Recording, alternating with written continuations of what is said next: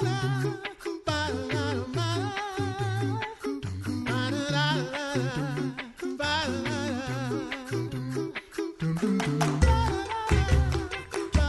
listening to The Coffee Hour. I'm Andy Bates. I'm Sarah Gulseth.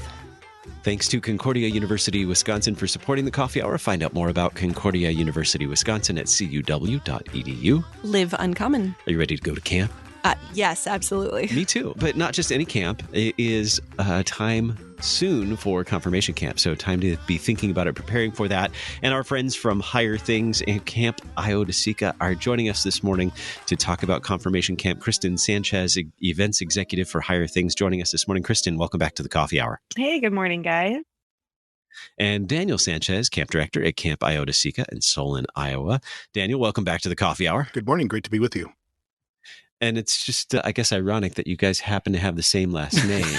Imagine that. What a coincidence. Mere coincidence. So before we get into the conversation about what's happening at confirmation camp, for our listeners not familiar with these two organizations, let's talk about who is Higher Things and who is Camp Iodesica. Crysten, can you give us that quick explanation of who is Higher Things? Yeah, absolutely. So Higher Things we're an RSO of Synod. We are a National Lutheran Youth Organization. Our mission is the mission of Higher Things is to make the gifts of Christ Jesus known to youth and young adults. So that's the whole point of our existence. We've been around for about 21 years now.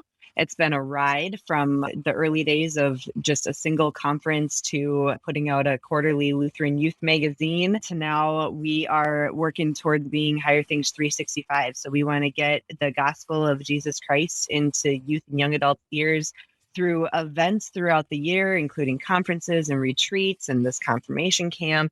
And then our content that's dropped every day, 365 days a year on our website, all of our social media platforms and everything. So that's the point of HT, and we have a blast while we do it. Absolutely. And Daniel, what is Camp Iodesica? Yeah, Camp Iodesica is located in eastern Iowa. We are the Lutheran camp of the Iowa District East of the LCMS. So we're pretty tied in with our district. And we're a year-round facility. We host year-round events, retreats for confirmations, district youth events, even things like family reunions and those kind of things. And then, of course, in the summertime, we really transition heavily into becoming a youth camp. So we offer our own programs throughout the course of the summer of Lutheran camp. And then we also do partner with organizations like Higher Things to put on a special camp just like this confirmation camp. I do love the name of Camp Iodesica. If you see it written out, it makes so much sense. We have had a joking resolution at a board meeting previously to change the spelling of the name because it is very difficult to type. I mean, if you think of all the shifts and dashes, it is very, very difficult. It's That's also funny. a little redundant because it's Camp Iowa District East Camp, right? So when you say Camp Iodesica, you're just throwing that camp in there 2 times. We are. This camp is awesome. Yeah. So, Crysten, what is confirmation camp?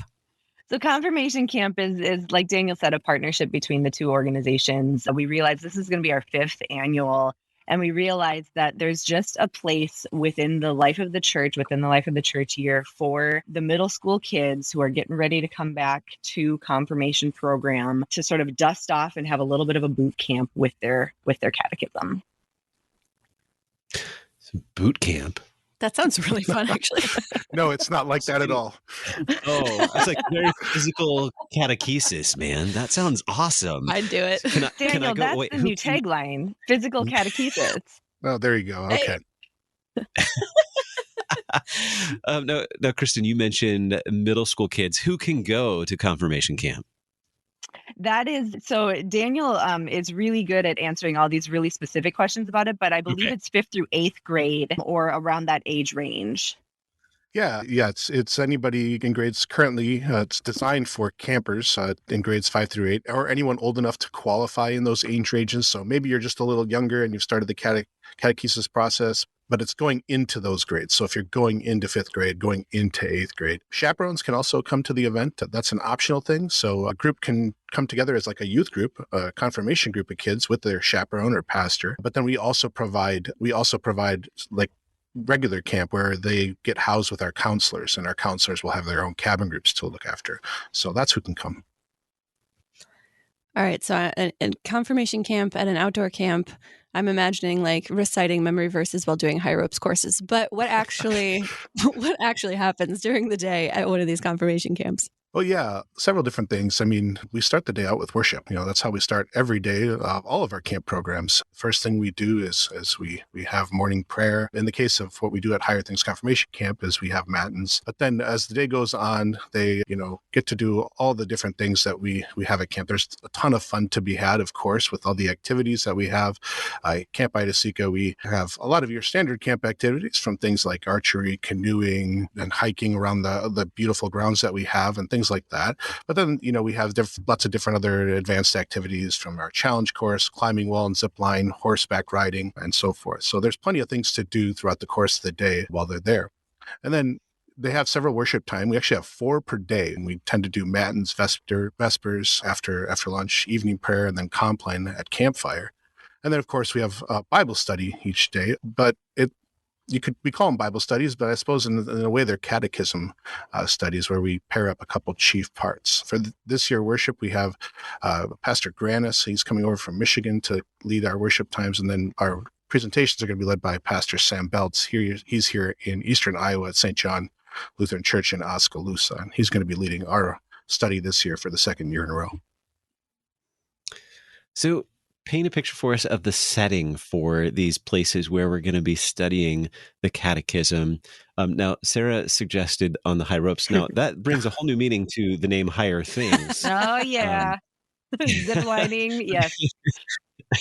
Well, that's a really, it's a funny point, but it's also one of the great things of why we have camps. It's one of the beautiful reasons of why we have camps is that the whole day, kids are in a learning environment, and, education doesn't just happen at the Bible study times. Questions get asked all throughout the day to youth group leaders. And this is one of the reasons why we have this confirmation camp is it's an opportunity for kids to experience with their fellow confirmants, with their pastor potentially or youth leaders. And there's teachable moments all throughout the day. Something that they might do might resembles something that they talked about at the Bible study time. So the whole day is an opportunity to have teachable moments to learn for the kids. So that very well could happen. They could be going down the zip line and, this might remind them of something they talked about in the Bible study. That's not out of the question at camps at all. Yeah, I can imagine there will be a lot of moments, a lot of those moments to connect what you're doing with the life together and the things you're learning in the catechism. Do you have stories from past camps about, experiences that campers have had or pastors that really appreciate this opportunity for their kids? Yeah, definitely. Well, we've certainly had people travel for this camp. It's kind of the only one of these that happens in this context with partnership with Higher Things. So we've certainly had people traveling from not just here in Iowa and the different corners of Iowa, but we've had groups from all of our surrounding states come a long way to appreciate, how kids grow in this. I think, with summer camps across the board really provide a great positive experience for kids, something that really helps kids to grow, to mature, to make good Christian friends. And that's really hard to leave. Kids cry a lot of the time when they leave camp. They miss their friends, and they're going to miss the friends that they made at camp, but then they can also solidify a lot of the relationships. But one of the ways that's maybe different with confirmation camp is seeing how kids grow in the worship times, I think is one of the really neat things about this camp that I think many who have come appreciate.